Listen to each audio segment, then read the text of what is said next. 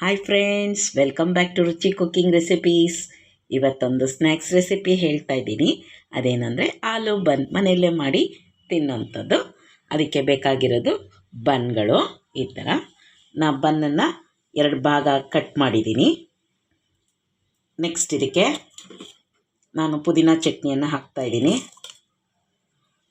ಸ್ವಲ್ಪ ಸ್ಪೈಸಿಯಾಗಿ ತಿನ್ನಬೇಕು ಅಂದರೆ ಪುದೀನ ಚಟ್ನಿ ಹಾಕ್ಕೊಳ್ಳಿ. ಈ ಥರ ಪುದೀನ ಚಟ್ನಿ ಮಾಡೋದನ್ನೆಲ್ಲ ಹಾಕಿದ್ದೀವಿ, ಹೆಂಗೆ ಮಾಡೋದು ಒಂದು ಸಿಂಪಲ್ಲಾಗಿ ಅಂತ. ಸೊ ಈ ಥರ ಮೊದಲು ಫಸ್ಟು ಪುದೀನ ಚಟ್ನಿಯನ್ನು ಹಾಕ್ಕೊಳ್ಳಿ. ನಿಮ್ಗೆ ಎಷ್ಟು ಸ್ಪೈಸ್ ಲೆವೆಲ್ ಬೇಕೋ ಅಷ್ಟು ನೀವು ಯೂಸ್ ಮಾಡ್ಬೋದು. ನಂತರ ನಾವು ಆಲೂವನ್ನು ಬೇಯಿಸಿ ಅದನ್ನು ಪಲ್ಯ ಮಾಡ್ಕೊಂಡಿದ್ದೀವಿ, ಅದನ್ನು ಹಾಕ್ತಾಯಿದ್ದೀನಿ.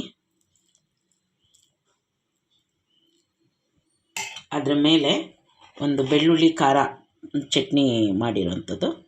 ಸೊ ಈ ಥರ ಸ್ಪೈಸಿಯಾಗಿರಲಿ ಅಂತ ಇದನ್ನು ಹಾಕ್ಕೊಂಡು, ನಂತರ ನೀವು 2 ಸೈಡ್ ಬೇಕಿದ್ರೆ ಹಾಕ್ಕೋಬೋದು. ನಾವೊಂದು ತೋರಿಸ್ತೀನಿ.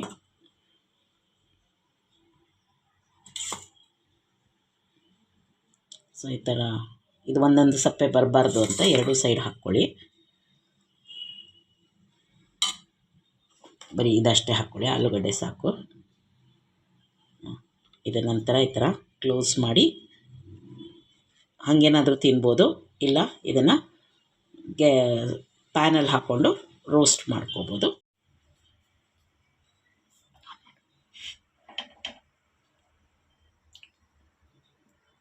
ನೋಡಿ ಫ್ರೆಂಡ್ಸ್, ಎಲ್ಲ ಈ ಥರ ರೆಡಿ ಮಾಡ್ಕೊಂಡಿದ್ದೀನಿ. ಇದನ್ನು ನಾನು ಒಂದು ಪ್ಯಾನ್ ಮೇಲೆ ಇಟ್ಟಿದ್ದೀನಿ. ನೀವು ತುಪ್ಪ ಅಥವಾ ಬೆಣ್ಣೆ ಅಥವಾ ಎಣ್ಣೆ ಏನು ಬೇಕಾದರೂ ಸ್ವಲ್ಪ ಹಾಕ್ಕೊಳ್ಳಿ, ಯಾರ್ಯಾರಿಗೆ ಇಷ್ಟನೋ ಅಂತ. ಹಂಚಿ ಹಿಡಿಬಾರ್ದು ಅನ್ನೋದಕ್ಕೆ ಸ್ವಲ್ಪ ಇದು ಹಾಕ್ಕೊಳ್ತಾ ಇದ್ದೀವಿ. ಈ ಥರ ಇದು ಬೇಯಲಿ, 2 ಸೈಡ್ ಬೇಯಿಸ್ಕೊಳ್ಳಿ.